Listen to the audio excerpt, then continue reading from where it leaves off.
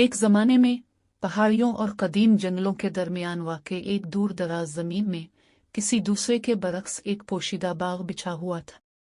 ये बाग सिर्फ मुतहर्रिक फूलों और शानदार दरख्तों का घर नहीं था।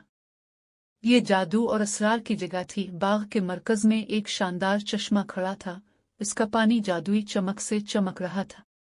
रवायत है कि जो भी इस चश्मे से पीता है, इसकी ख्वाहिश पूरी होती है, लेकिन सिर्फ इस सूरत में जब उनका दिल खालिस और उनके इरादे अच्छे हों। इस जादुई दायरे में इलारा नामी एक नौजवान लड़की रहती थी।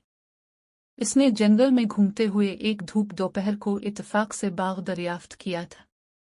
जंगली फूलों की मीठी खुशबू से खींची हुई वो समेटते हुए रास्ते पर चलती रही, यहाँ तक कि वो चश्मे से ठोकर खा गई।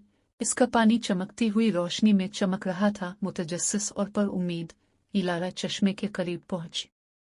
उसने ठंडे पानी में हाथ डाला और एक घूंट लेते हुए इसे अपने होठों तक पहुंचाया। फौरी तौर पर उसने अपने ऊपर गर्मी और हैरत की लहर महसूस की जब वो चश्मे के पास बैठी। इसकी खूबसूरती पर हैरतज़दा थी। एक नन्ही प्री इसके सामने नमूदार हुई।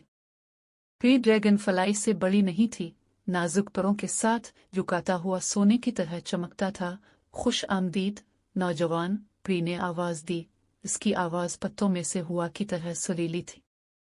मैं लीरा हूँ, इस जादुई बाग का मुहाफिज। तुम्हें यहाँ क्या लाया है? इलारा ने हैरत से प्री को देखा। मैंने इस जगह को ठोकर खाई और उसकी रग़बत का मुकाबला नहीं कर सका, उसने जवाब दिया। इसकी आंखें जोश से चमक रही थी। ये इससे कहीं ज्यादा जादुई है जितना मैंने सोचा था। लीरा जानकर मुस्कुराए। इस बाग का जादू लामहदूद है प्यारे इलारा, लेकिन इसमें ऐसे राज पोशीदा हैं जिन्हें सिर्फ खालिस दिल वाले ही खोल सकते हैं। हर गुजरते दिन के साथ इलारा बाग में वापस आया, लीरा और दीगर सूफियाना मखलूकात के साथ जो उसे घर कहते थे। वो फूलों का ख्याल रखती थी, परिंदों के साथ गाती थी और दरख्तों के कदीम गाने सीखती थी। एक शाम पूरे चांद की रोशनी में लीरा इलारा के पास फड़फड़ा रही थी। आज रात इलारा बाग आपको एक तोहफा देना चाहता है, उसने ऐलान किया। उसकी आंखें जोश से चमक रही थी। इलारा के दिल ने एक धड़कन छोड़ दी।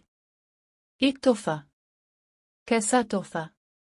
अपने इस जादुई दायरे के साथ मेहरबानी और एहतराम का मुजाहिरा किया है, लीरा ने वजाहत की।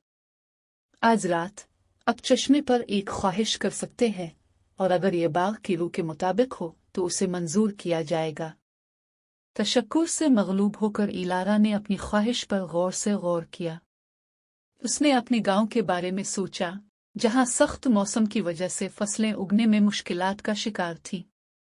पुरज़्म मुस्कुराहट के साथ उसने अपनी ख्वाहिश का इजहार किया। मैं अपने गांव के लिए भरपूर फसलों की ख्वाहिशमंद हूँ, ताकि कोई भूखा ना रहे, इलारा ने कहा। इसकी आवाज़ खुलूस से भरी हुई थी। जैसे ही इसकी ख्वाहिश बाग में गूंज रही थी, चश्मे का पानी चमकता हुआ चमक रहा था। अचानक हुआ का हल्का झोंका अपने साथ तब्दीली का वदा लेकर चला गया। इसके बाद के दिनों में इलारा नई उम्मीद के साथ अपने गांव वापस आ गए। इसकी खुशी में खेत फलने फूलने लगे, फसलें पहले से कहीं ज्यादा बकसरत हासिल करने लगी। गांव वाले खुश हुए। इलारा की ख्वाहिश से मिलने वाले गैर मुतवक्के फजल के लिए शुक्रगुजार थे।